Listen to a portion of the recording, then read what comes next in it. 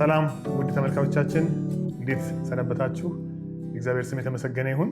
በባለፉት ክፍለ ጊዜያቶች የእግዚአብሔርን መንግስት በብሉይ ኪዳን ውስጥ አይተን አጠቃለናል። በዚህ ክፍል ደግሞ የአዲስ ኪዳንን ጥናታችንን እንጀምራለን። በመጀመሪያ የምናየው የእግዚአብሔር መንግስት በክርስቶስ ኢየሱስ ልደት ውስጥ እንዴት ተገለጠች፣ ምን ትመስላለች የሚለውን ነው። ይህንን ለማድረግ በማቴዎስ ምዕራፍ 1 እና 2 እንዲሁም ደግሞ በሉቃስ ምዕራፍ 1 እና 2 በእነዚህ 4 ምዕራፎች ውስጥ የምናይ ይሆናል ማለት ነው። ወደ አዲስ ኪዳን ከመግባታችን በፊት ለማስታወስ ያህል 5 ነጥቦችን በብሉይ ኪዳን ካደረግነው ጥናታችን ውስጥ እናንሳ። እነዚህ ነጥቦች ኢምፖርታንት ናቸው። ለምን? አዲስ ኪዳን ውስጥ ስናጠና መልሰን እናነሳቸዋለን።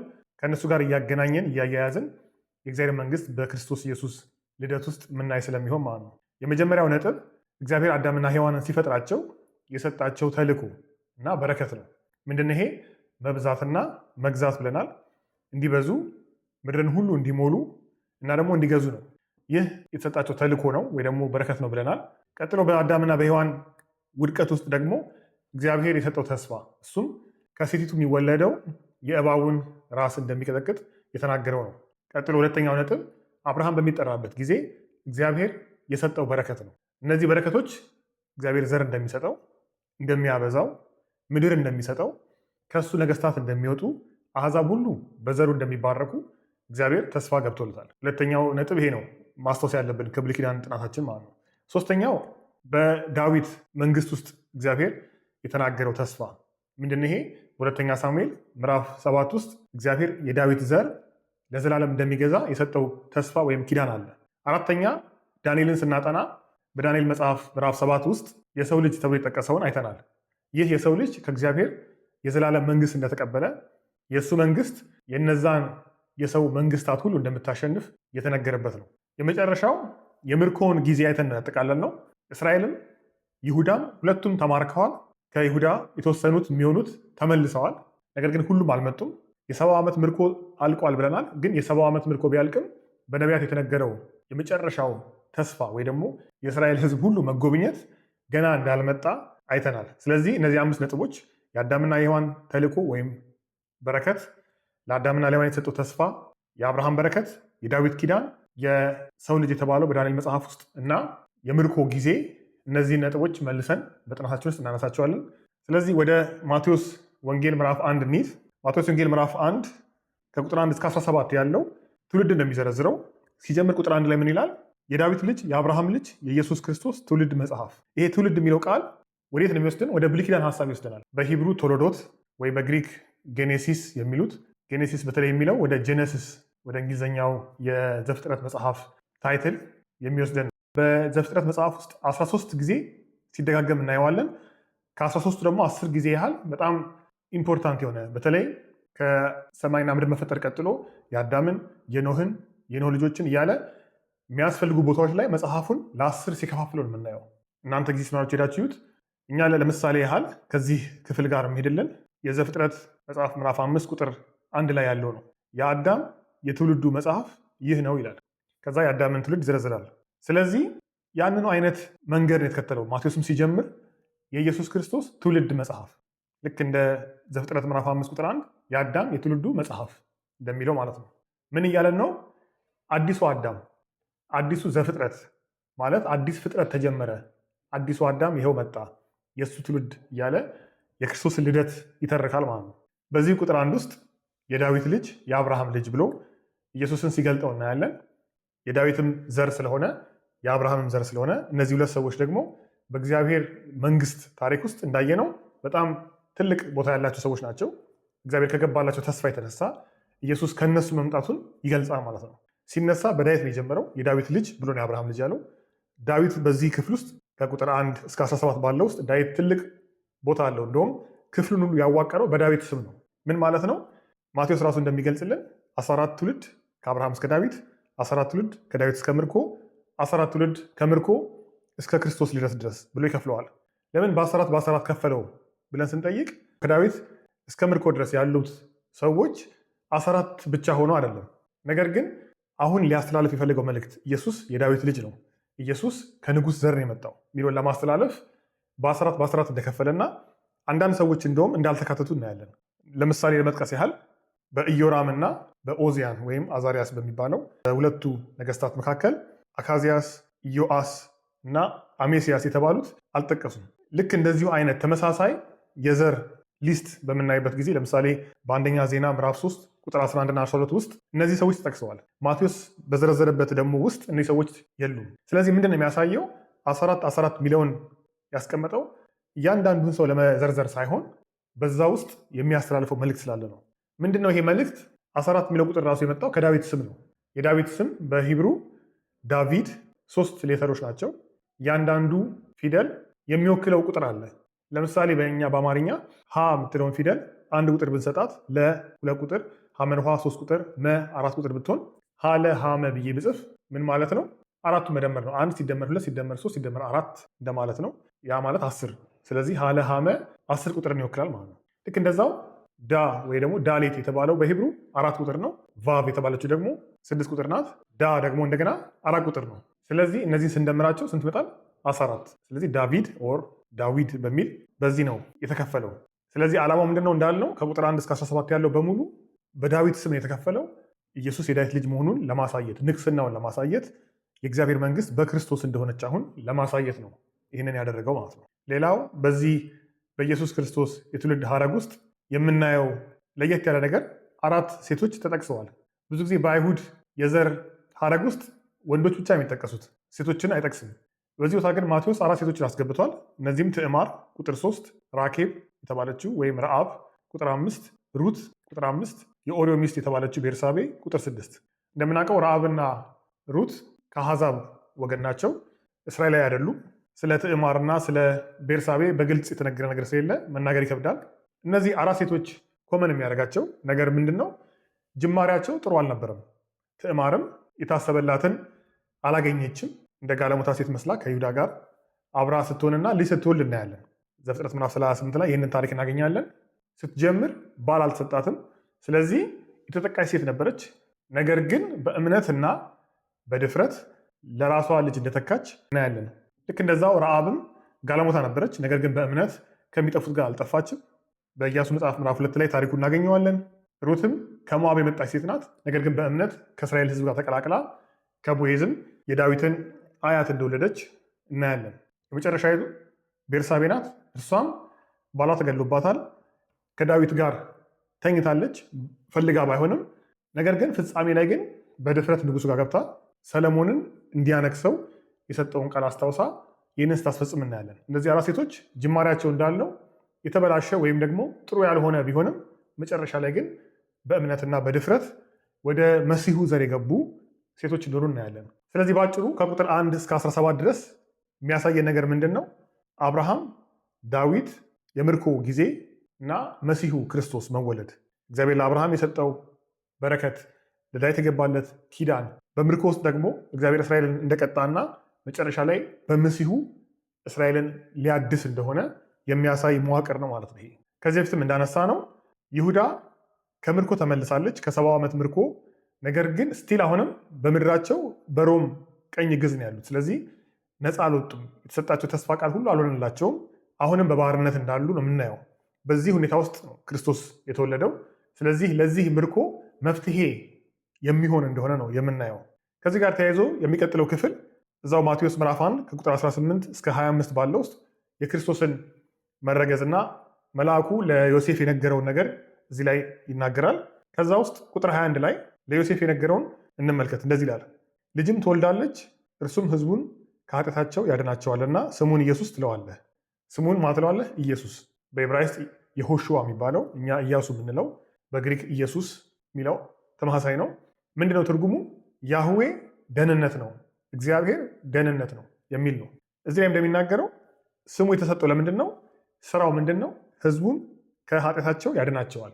ስለዚህ ከሮም ቀኝ ጊዜ ያድናቸዋል ሳይሆን የሚለው ከኃጢአታቸው ያድናቸዋል። ለምን? ሲጀመር የእስራኤል ህዝብ እና የይሁዳም ህዝብ እንዲማረኩ ያደረጋቸው ኃጢአታቸው ነው።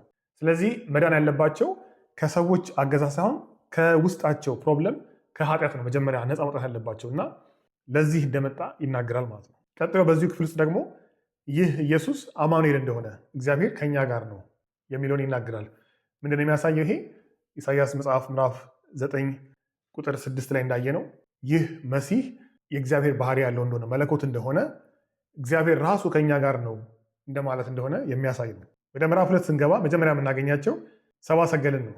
እነዚህ ከምስራቅ የመጡ ሰዎች ናቸው። ስማቸውን ስንወስድ ሰብአ ሰገል ተብሎ የተረጎመው ማጎስ የሚባለው ምንድን ነው የሚያሳየው? በፋርስ አገዛዝ ውስጥ ያሉ ካህናትን ነው የሚያሳየው። ህልምን መተርጎም ወይ ደግሞ ከዋክብትን መቁጠር በዚህ የተካኑ ሰዎች ናቸው። ባቢሎን ላይም ናቡከደነጾር ህልም ባለመ ጊዜ የመጡ ሰዎች ከእንደዚህ አይነት ጋር ተመሳሳይ ተግባር ያላቸው ሰዎች ናቸው። እኒህ ሰዎች ከእስራኤል ውጭ የሚኖሩ ሰዎች ናቸው። እስራኤል አይደሉም።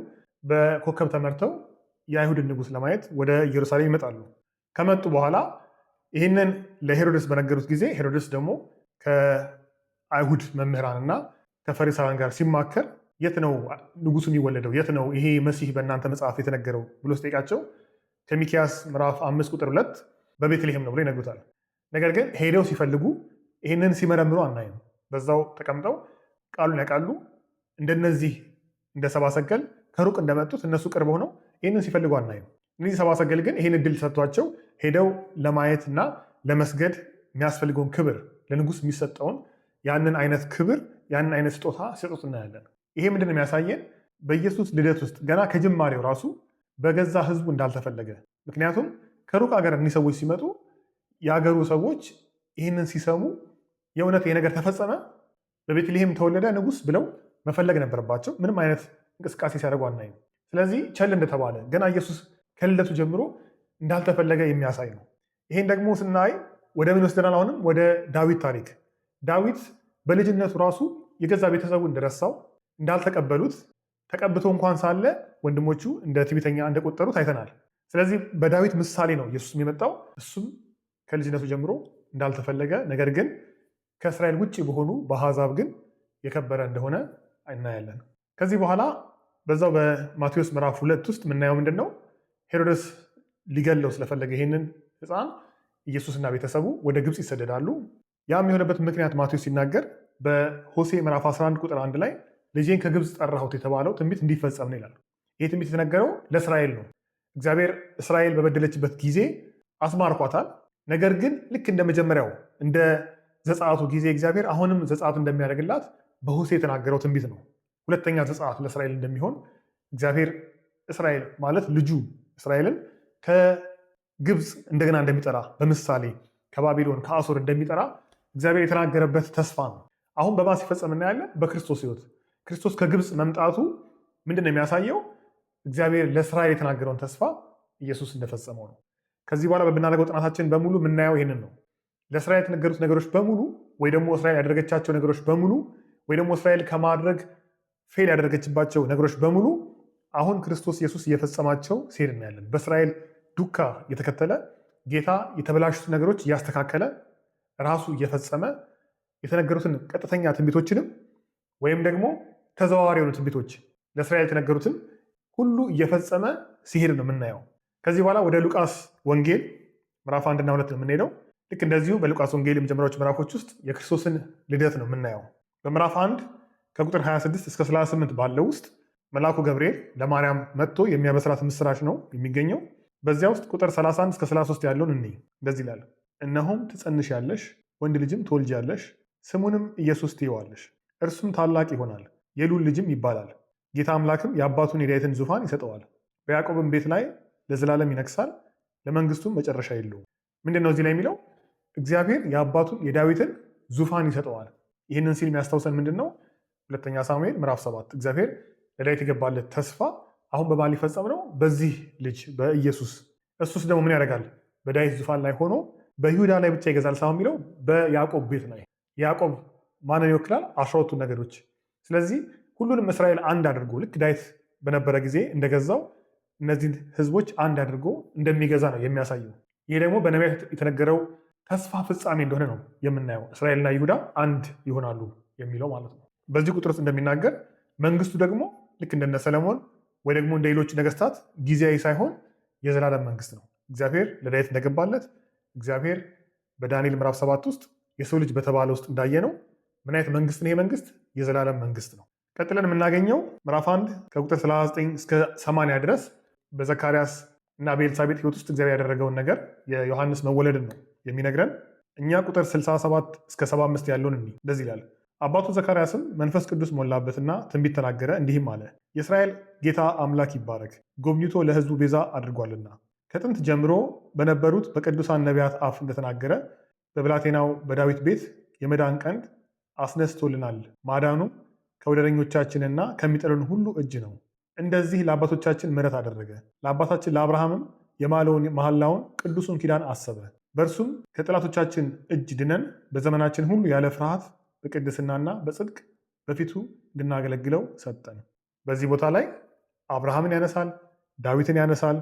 በዳዊት ቤት ንጉሥ እንዳስነሳ ከዮሐንስ አልፎ በመንፈስ ቅዱስ ዘካርያስ ስለ ክርስቶስ ይናገራል። ደግሞ የአብርሃምን ኪዳን እግዚአብሔር ሊፈጽም እንደሆነ ይናገራል።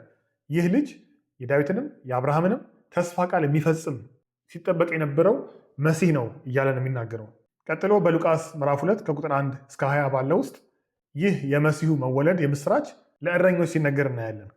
መላእክቶች ተገልጠው በቁጥር 11 ውስጥ መድኃኒት እርሱም ክርስቶስ ጌታ የሆነ እንደተወለደና ሄደው እንዲያዩ ሲነግራቸው እናያለን። ይህ ምንድን ነው የሚያሳየው? በጊዜው በህብረተሰብ ውስጥ ትልቅ ቦታ የሌላቸው እረኞች ናቸው። ብዙም ልብ የማይባሉ ታናሽ የሚባሉ ሰዎች ናቸው። ግን እግዚአብሔር እነሱን አክብሮ ይህንን ግብዣ ይህንን ጥሪ ሲሰጣቸው ነው የምናየው። ልክ እንደ ሰብአ ሰገሎች ነው። ሰብአ ሰገሎችም እስራኤላዊ አይደሉም፣ አሕዛብ ናቸው። ግን ይህን ምስራች እግዚአብሔር በሚገባቸው መንገድ ጠርቶ ሲያሳያቸው እናያለን። አሁንም ደግሞ ለነዚህ ለተናቁት እረኞች ይህንኑ ምስራች እግዚአብሔር አክብሮ ሲሰጣቸው እናያለን። እንግዲህ በእስራኤል የነበሩ ይህንን ተስፋ ቃል ሲጠብቁ የነበሩ ሕጉን በእጃቸው የያዙ ካህናት፣ ፈሪሳውያን አሉ። እነሱ ግን ይሄ ድል ሲያገኙ አናይም። ከዚህ ቀጥሎ በምዕራፍ 2 ከቁጥር 21 እስከ 39 ባለው ውስጥ ስምዖንና ሐና የተባሉ ሁለት ሰዎች እናያለን። በእድሜያቸው የገፉ እንደሆኑ ይናገራል። ሁለቱም ይህንን መሲህ የእግዚአብሔርን ተስፋ ሲጠብቁ የነበሩ እንደሆኑ ይናገራል። ቁጥር 25 ላይ ስለ ስምዖን እንደዚህ ይላል። እነሆም በኢየሩሳሌም ስምዖን የሚባል ሰው ነበረ። ይህም ሰው የእስራኤልን መጽናናት ይጠብቅ ነበር። የእስራኤልን መጽናናት። ይህንን ስንሰማ ኢሳያስ ምዕራፍ 40 እናስታውሳለን። ኢሳያስ ምዕራፍ 40 ቁጥር 1 ሲጀምር አጽናኑ፣ ሕዝቤን አጽናኑ ይላል አምላካችሁ። ለኢየሩሳሌም ልብ ተናገሩ፣ የተቀጠረችበት ወራት እንደተፈጸመ ኃጢአቷም እንደተሰረየ ከእግዚአብሔርም እጅ ስለ ኃጢአቷ ሁሉ 2 እጥፍ እንደተቀበለች ወደ እርሷ ጩሁ። የእስራኤል መጽናናት በኢሳያስ የተነገረ ነው። ሕዝቤን አጽናኑ ብሏል። ስምዖን የሚጠብቀው ይህንን ነው። መቼ ነው እግዚአብሔር ሕዝብ የሚጽናናው እያለ የእስራኤልን መጽናናት ይጠብቅ ነበረ። እስራኤል ስትጽናና ከምንም ትጽናናው? ኢሳያስ ላይ የተናገረበትን አውድ ስናይ እስራኤል ትማረካለች፣ ታልፋ ትሰጣለች፣ ስለ ኃጢአቷ ከእግዚአብሔር እጅ ቅጣት ትቀበላለች። ግን እግዚአብሔር አሁን ግን ሕዝቤን አጽናኗት። ለምን? ኃጢአቷ ተሰርየዋል። እግዚአብሔር ኃጢአቷን መሰረዩን ከምርኮ መመለሱን የሚያሳይ ነው። ስለዚህ የእስራኤል መጽናናት ምን ያካትታል? ከምርኮ መመለሳቸውን፣ ኃጢአታቸው መሰረዩን ያሳያል። ይህን ደግሞ ኦልሬዲ ማቴዎስም ስናጠና አይተነዋል። ሕዝቡን ከኃጢአታቸው ያድናቸዋል ስለሚል ይሄ መጽናናት አሁን እንደመጣ ለእስራኤል መጽናናት መጥቷል። ማነው? እሱም ኢየሱስ ክርስቶስ እንደሆነ ይናገራል። የወርድና ቁጥር 32 ላይ ስምዖን ሲናገር ይህም ለአሕዛብ ሁሉን የሚገልጥ ብርሃን ለሕዝብም ለእስራኤል ክብር ነው ሲል እናያለን። ስለዚህ ምን አይነት ስራ ነው የሚኖረው ይሄ ሕፃን ሲያድግ? ለአሕዛብ ሁሉን የሚገልጥ ብርሃን።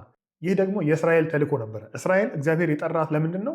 ለአሕዛብ ብርሃን እንድትሆን ነበረ። ነገር ግን ይህንን ሊያደርጉ አልቻሉም። ጭራሽ ወደ አሕዛብ ተማረኩ፣ ከአሕዛብ የባሰውን አደረጉ። አሁን ግን ይሄ ልጅ እስራኤል የወደቀችበትን ነገር እሱ ሊያደርግ ነው የሚመጣው፣ ሊያድስ ሊያስተካክል ነው የሚመጣው። ምን ሊያደርግ? ለአሕዛብ ብርሃን ሊሆን እንዳልነው እስራኤል በሄደችበት መንገድ ኢየሱስ ራሱ እየሄደ እስራኤል የወደቀችበት ነገር እሱ እየፈጸመ ነው የሚሄደው። ስለዚህ እውነተኛው እስራኤል ነው፣ እውነተኛው አዳም ነው የሚለውን ነው በተደጋጋሚ የምናየው ማለት ነው። ከዛ ቀጥሎ ቁጥር 38 ላይ ሐና ደግሞ እንዲህ ትላለች። በዚያችም ሰዓት ቀርባ እግዚአብሔርን አመሰገነች። የኢየሩሳሌም ቤዛ ለሚጠባበቁት ሁሉ ስለ እርሱ ትናገር ነበረ። ከስምዖን ጋር ተመሳሳይ ነው። ስምዖን የእስራኤልን መጽናናት ነበር የሚጠብቀው። እሷ ደግሞ የኢየሩሳሌምን ቤዛ መዳን ለሚጠብቁ ሰዎች ትናገር ነበረ። እነዚህ ሰዎች እውነተኛ ሰዎች ናቸው። የእግዚአብሔርን ቃል ያውቃሉ፣ ተስፋውን ያውቃሉ፣ ይጠብቃሉ፣ ገና እንዳልተፈጸመ ያውቃሉ። እሷም ስምዖንም እኒህም ሰዎች ብዙ የታወቁ አይደሉም፣ ወይ ደግሞ በህብረተሰቡ ዘንድ እንደነ እረኞቹ እነሱም የተናቁ ሰዎች ናቸው፣ ደካሞች ናቸው። እግዚአብሔር ግን አክብሮ ለነሱ መሲሁን በዓይናቸው የሚያዩበትን እድል ሰጣቸው። የእስራኤልን መጽናናት የሚያዩበትን እድል ሰጣቸው። ስለዚህ አብዛኛው ህዝብ፣ ነገስታቱ ወይ ደግሞ በስልጣን ላይ ያሉት የሃይማኖት መሪዎች መሲሁን አላወቁትም። ገና ሲወለድ ጀምሮ ይህ ክርስቶስ በሰው ዘንድ የታወቀ ተቀባይነት ያለው አልነበረም። ወደፊትም እንደምናየው ይህ የሚቀጥል ይሆናል። ሌላ የመጨረሻ የምናነሳው ነጥብ ምንድን ነው? እግዚአብሔር ለአብርሃም ምን ብሎት ነበረ? አሕዛብ በዘርህ ይባረካሉ።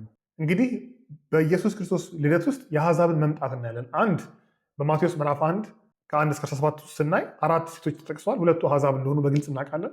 ስለዚህ የአሕዛብ ወደ መሲሁ መካተት። 2 ደግሞ እነዚህ ሰብአ ሰገሎች አሕዛብ ናቸው፣ ከሌላ አገር ነው የመጡት። የአሕዛብ መጠራት እናያለን። ስለዚህ ይህ የአብርሃም ልጅ ለአሕዛብ መድኃኒት መሆን ሲጀምር ነው የምናየው፣ ገና ከትውልዱ ጀምሮ። ወደፊት ደግሞ የበለጠ ይህንን እያየን እንመጣለን ማለት ነው። እንግዲህ በዛሬው ክፍል እንደጠቀማችሁ ተስፋ አደርጋለሁ። በክርስቶስ ልደት ውስጥ የእግዚአብሔር መንግስት ነው ያየነው። እግዚአብሔር ቢፈቅድ ደግሞ በሚቀጥለው ክፍል የእግዚአብሔር መንግስት በኢየሱስ ክርስቶስ አገልግሎት ውስጥ እንዴት ተገለጠች፣ እንዴት እያደገች ሄደች የሚለውን የምናይ ይሆናል። እስከዛው ድረስ እግዚአብሔር ጸጋና ሰላም ከእናንተ ጋር ይሁን።